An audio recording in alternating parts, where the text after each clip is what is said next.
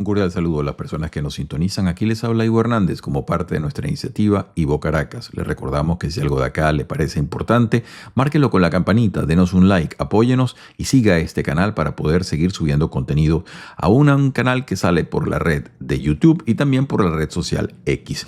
Hoy vamos a enfrentar el tema de el posible cese al fuego entre Ucrania y Rusia. ¿Qué es lo que se está discutiendo y qué pretenden los actores que están inmiscuidos en toda esta situación que es bastante más complicada de lo que parece y que pudiera tener incluso trascendencias posteriores a este conflicto bélico en particular? Lo primero que hay que entender es que hay que tratar de disectar las variables de lo que se ha presentado hasta ahora. Yo les quisiera colocar primeramente en pantalla lo que han sido los puntos hasta ahora hablados o lo que se ha logrado avanzar en la presión que ha hecho Estados Unidos como catalizador y los actores en medio de todo esto, que serían Ucrania y Rusia. Lo coloco en pantalla para que veamos más o menos una proyección de lo que estamos hablando y luego pasamos a analizar en particular la posición rusa, que pudiera ser la que está ejerciendo la función casi de arena en todo este engranaje, deteniendo una celeridad como la que pretende Estados Unidos para lograr un cese al fuego de por lo menos unos 30 días. Lo coloco en pantalla, fíjense ustedes. Lo primero que tenemos que tener en claro es que tenemos, origen y condiciones de la propuesta. Esto ya se ha visto que salió de las discusiones diversas que se han dado, sobre todo en la ciudad de Jeddah, en Arabia Saudita, en Riyadh también, en donde se ha hablado de la posibilidad de una tregua que detenga las actividades militares y todo lo que sería ataques con misiles, drones y bombas. Como segunda medida, la aceptación de Ucrania. Ya vimos luego del impasse que sucedió en la Casa Blanca, donde no se entendieron a primera vista, pues Zelensky, el vicepresidente norteamericano Vance y el presidente norteamericano Trump. Entonces, Zelensky, luego de haberse reunido con los líderes europeos, de haber considerado todo esto, enviaron unos técnicos ya a discutir a Arabia Saudita y es de allí de donde se confirmaría la aceptación de Ucrania a este alto al fuego como un posible primer paso a negociaciones más profundas y más amplias. Luego viene donde nos encontramos en estos momentos, que sería la posición rusa, y es donde vamos nosotros a hacer el acento de este análisis posterior a este gráfico. Les decimos al respecto que, Putin ha respondido. Allí hay que decir algo. Hay un enviado norteamericano que fue para allá, que es Steve Witkoff.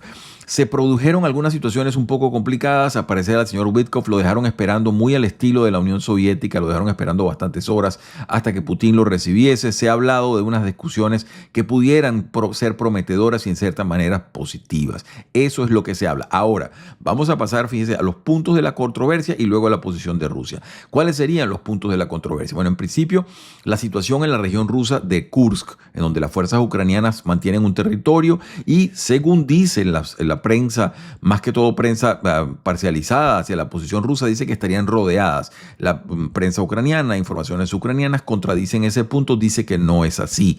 El punto es que se habla si estas tropas se retirarían luego de una rendición sin condiciones, que es lo que ha manifestado Rusia pidiendo eso o exigiéndolo, ¿no? También viene el punto de cómo se va a supervisar ese alto al fuego, porque estamos hablando de aproximadamente 1.800 millas, es decir, una frontera de 2.200 kilómetros por lo menos. También las garantías de que Ucrania no va a utilizar ese periodo para entonces de alguna manera rearmarse o obtener armamento de parte de Europa y todo lo que se está hablando. Entonces la posición rusa, sobre todo, que hace acento en ello. Y la participación de Estados Unidos, ¿no? Entonces decimos, esa es la situación que se está manejando hasta estos momentos. Ahora fíjense ustedes, cuando nosotros analizamos ¿qué es lo que significa en medio de este conflicto? ¿Qué es lo que quiere Rusia? ¿Qué sería una victoria para Vladimir Putin en su cabeza? ¿Qué es lo que pudiera entender? Ya Rusia, antes del conflicto del 2022, tenía una influencia directa, cuando no un dominio total, de aproximadamente 19-18% del territorio ucraniano. Eso no ha variado tanto. La influencia de Rusia en Crimea y todas las provincias que han logrado ocupar se mantiene más o menos estable. No se dio aquella famosa invasión, operación relámpago que nos anunciaban al comienzo, en donde supuestamente las fuerzas rusas iban a llegar hasta la capital ucraniana, Kiev. Eso no pasó. Tampoco se ha logrado de ninguna manera un avance contundente que pueda asombrar a todo el mundo. No se ha logrado ni siquiera sustituir a Zelensky en el gobierno de Kiev, de manera que la situación está complicada. Lo que sí sabemos es que la situación rusa internamente no está muy bien. Si bien Ucrania, está claro en eso, es prácticamente una economía y un ejército que está sostenido por las potencias extranjeras, sean potencias regionales como el caso de Europa o en el caso de los Estados Unidos, que ha venido proveyendo armas y diversos enseres e insumos para ese ejército que se mantenga luchando. Está claro que la situación rusa no está bien. Y aquí se está formando una especie de juego de póker. Esto hay que tratar de entenderlo con la mayor objetividad posible, porque existe mucho apasionamiento que ha venido forjado de cierta prensa que toma una u otra tendencia. En realidad, lo que nosotros vemos acá es que hay actores tratando de pasar agendas, cada una que los favorece en uno u otro sentido. Y cuando hablamos de actores, en principio estamos hablando de Rusia, de Ucrania, de los Estados Unidos y de Europa. Los cuatro tienen importantes intereses al respecto. En el caso de la situación rusa, les decimos, la situación económica no va bien, la situación militar no va bien. Es cierto que la economía rusa tiene ellos dicen, y estábamos esculcando en las diversas fuentes en las redes, en donde se habla de una inflación anualizada de 2 dígitos. Esto sería más o menos cierto. Están sobre el 11-12% anual. Eso no es tan grave.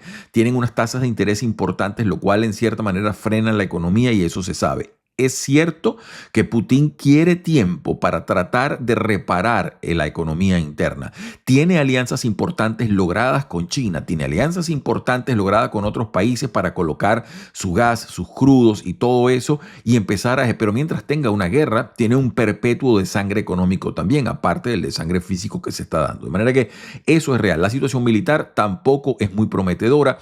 Rusia no está tan mal como Ucrania, en el sentido en que Ucrania depende completamente de fuerzas exteriores. El ejército tiene todavía una moral alta y eso, pero no tiene quien le provea de insumos, y Ucrania no tiene una economía que pueda sostenerse por su tamaño sin el apoyo de fuerzas exteriores. Entonces, les decimos, aquí de lo que se trata en el caso de Vladimir Putin está claro que es sostener una posición en la cual él trata de parecer fuerte, porque tiene que vender de alguna manera, puertas adentro, una función de victoria, una imagen de ello, aunque realmente no lo sea. ¿Por qué? Porque aquí no es el tema de un cese al fuego simplemente para el caso ruso. Él tiene, luego de lo que ha sido el desangre físico, estamos hablando ya de cientos de miles de muertos y heridos de parte de Rusia, luego de las erogaciones masivas que se ha dado, luego de quedar desnudo con un ejército que realmente no era ni la sombra de lo que se prometía ser.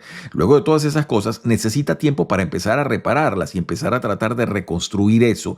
Para eso va a contar seguramente con el tiempo que pueda disponer, pero es muy importante. Además, de lo que se trata aquí es convencer a los Estados Unidos que la economía rusa y que el propio Vladimir Putin sí puede aguantar esta situación más tiempo. Repetimos, se trata justamente de eso. Ucrania, ya sabemos lo débil que está, sobre todo porque ha empezado a sostenerse cada vez más en el apoyo europeo, que es por demás débil y muy emotivo, pero realmente no concreta, y a futuro tiene el tiempo bastante limitado, y un apoyo de los Estados Unidos que ha venido retirándose discretamente, porque la posición de la administración Trump es terminar esta guerra como sea posible y de la manera más rápida. Entonces, un cese al fuego no sería solamente una victoria para Vladimir Putin, eso no sería suficiente. Él anda buscando muchas más agendas. Él quiere una Ucrania neutral, que llama una Ucrania neutral, una Ucrania alejada completamente de las posibilidades de entrar en la OTAN, una Ucrania alejada de las posibilidades de entrar en la Unión Europea,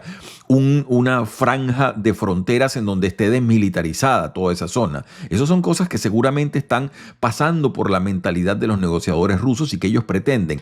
Visto a los americanos y la premura que tiene Estados Unidos para tratar de cesar esta guerra y para tratar de liquidarla, ellos pretenden dejar puntos porque ven la cosa de muy distinto tenor. Si bien los Estados Unidos está viendo la premura de queremos terminar esta guerra, queremos que cesen las masacres y las muertes de ambos lados y que la gente pueda dedicarse ya a reconstruir sus países, Vladimir Putin no lo está viendo así. Vladimir Putin está viendo un conflicto con Occidente en el cual todo esto tiene mucho más largo aliento. Hemos diagnosticado en esta cuenta cómo los países asiáticos, sobre todo países no democráticos, han venido coalicionando sus fuerzas y aunando sus intereses de manera de presentar casi una faz autárquica para presentarle a Occidente retos mayores en el futuro cercano.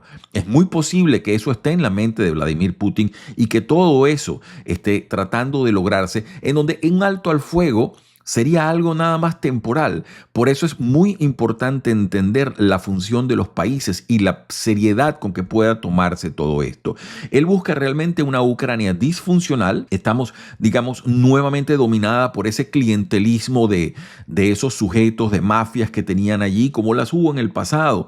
Fíjense, la coalición que se produce, o la colisión, perdón, de intereses, es muy interesante porque Trump busca, por una parte, tratar de separar ese nuevo animal geopolítico que es el oso dragón, que hemos dicho por la coalición de intereses que se presentan entre China y Rusia. Él procura de alguna manera tratar de separar a Rusia de todo esto, mientras que lo que está haciendo Vladimir Putin y su agenda es precisamente tratar de separar a Estados Unidos de Europa, dejando un continente europeo absolutamente desquiciado en términos de defensa y con ninguna política sostenibles a mediano plazo. Más allá de las declaraciones destempladas de la señora von der Leyen, quien preside el Consejo Europeo, diciendo que iban a producir 800.000 millones de euros para empezar el rearme europeo, eso no tiene basamento real cuando vemos que cada uno de los primeros ministros o presidentes tiene que ir a pedir esa plata en sus parlamentos. Y son economías, muchas de ellas, que vienen en periodos de recesión sostenida y que no tienen la capacidad, salvo por vía de endeudamiento, y en algunos casos es muy difícil,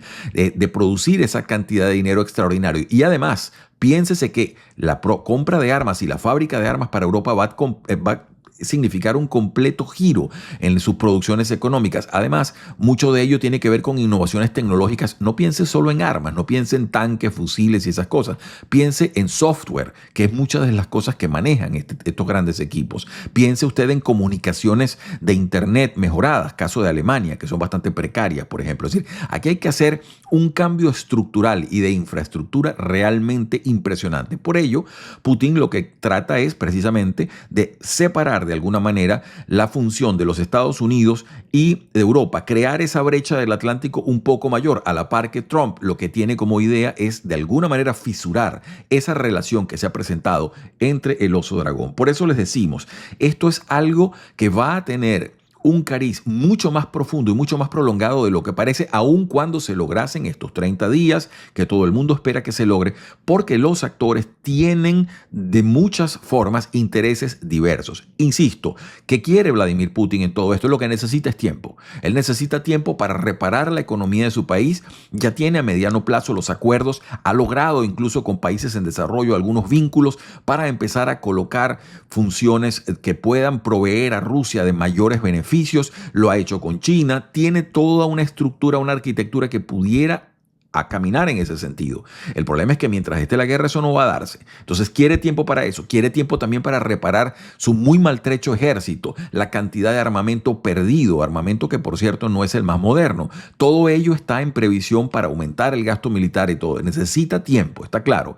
Y Ucrania, a todas estas, lo que necesita es una negociación en la cual se puedan pautar las menores pérdidas territoriales posibles y las mayores garantías para una futura occidentalización, como lo quiere gran parte del oeste de ese país. Todas esas cosas van a llevarnos de nuevo a las discusiones infructuosas del 2014-2015 para no tener entonces que enfrentarnos en un par de años a un nuevo escenario agravado de lo que fue el 2022. Creo que tengo con esto todos los puntos cubiertos. Es un tema que, como les digo, va a ser para nosotros nuevamente un reto perpetuo en cuanto a tratar de analizar qué va a lograr cada país allí. Para el cierre les digo, un cese al fuego no es lo que Vladimir Putin busca en estos momentos. Tiene que salvar cara internamente porque es un sujeto que, si bien tiene alguna incidencia sobre el poder en Rusia, puede empezar a debilitar su figura. Los rusos suelen asociar los triunfos militares con los triunfos de la política. Esas son cosas que ese país tiene tradición haciéndole. Y si no, véase lo que pasó en la Primera Guerra Mundial, cuando el zar Nicolás se llevó encima en la faz de la derrota en la Primera Guerra. De manera que todo eso es muy importante. Él tiene que salvar cara, tiene que presentar como que está ganando esto y venderlo como una victoria. Es Ivo Hernández quien les habla. Como siempre, un placer estar aquí. Si esto le motiva, márquelo con la campanita. Ya vendemos nosotros con más información. Y bueno, desde acá, como siempre, es el deseo porque tengan todos un muy feliz día.